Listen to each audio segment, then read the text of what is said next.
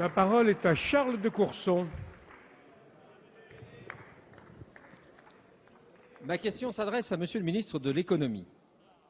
Monsieur le ministre, la France fait partie de la quinzaine d'États dont la dette bénéficie de la note la plus élevée, triple A, ce qui permet à notre pays de profiter de taux d'intérêt bas. Pour conserver cette notation qui est un bien précieux pour notre pays, il convient de poursuivre avec courage l'effort de réduction des déficits publics. Vous savez combien, Monsieur le ministre, le groupe Nouveau Centre a toujours eu une position en pointe sur ce sujet, en préconisant même l'inscription dans la Constitution de la règle d'or, c'est-à-dire du retour à l'équilibre de fonctionnement du budget de l'État et de celui de la sécurité sociale, et aussi des mesures d'économie, notamment en matière de niche fiscale et de niche sociale. Or, la dégradation des perspectives économiques internationales a déjà incité, à juste titre, le gouvernement à réduire de respectivement 2% et 2,25% à 1,75% les prévisions économiques de croissance pour 2011 et 2012. Cependant, le ralentissement de la croissance se poursuit dans la plupart des grands pays d'Europe, d'Amérique du Nord et même d'Asie, ce qui va se traduire dans une moindre croissance cumulée de l'ordre de 1% de la richesse nationale sur 2011-2012, entraînant des pertes de recettes supplémentaires de l'ordre de 10 milliards d'euros.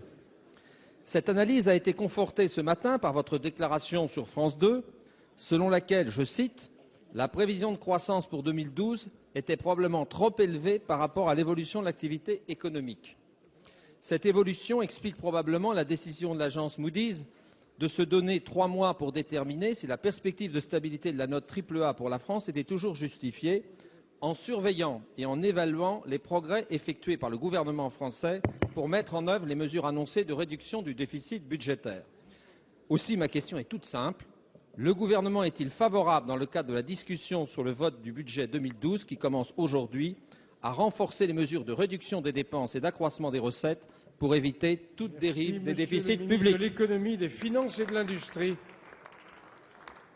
Monsieur le Président, Mesdames et Messieurs les députés, Monsieur le député de Courson, je rends hommage en effet au Nouveau Centre ainsi qu'à la majorité et le groupe majoritaire UMP pour avoir soutenu constamment les efforts proposés par le gouvernement pour atteindre les objectifs intangibles de réduction de déficit public.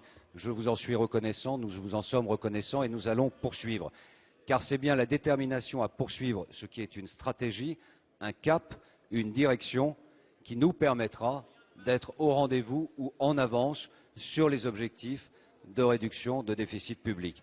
Les circonstances, le contexte, nous les connaissons. C'est un niveau de dette qui est difficilement soutenable. Nous devons donc réduire les déficits. La stratégie, elle repose sur 2-3 idées simples. Première idée simple, des réformes de structure. Les réformes de structure les plus signifiantes de l'action gouvernementale, c'est la réforme des retraites et c'est la révision générale des politiques publiques.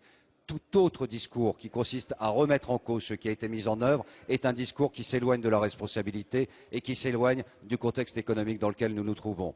Deuxième idée simple, c'est la poursuite des réductions de niches fiscales et nous nous sommes engagés avec Valérie Pécresse, après les arbitrages du Président et du Premier ministre, à proposer un objectif élevé d'égale valeur à celui que nous avons proposé pour le budget 2011, de l'ordre de 11 milliards. Cela nous permettra d'atteindre ces objectifs. Et troisième idée simple, la protection de la croissance convalescente, le soutien à l'activité économique, une mesure qui n'impacte le pouvoir d'achat et singulièrement des plus démunis et des plus fragiles d'entre nous. C'est autour de cette stratégie, de cette détermination et de cette capacité d'adaptation que le gouvernement, effectivement, confortera les éléments de stabilité et derrière cela, les éléments de protection du modèle social auquel nous sommes très attachés.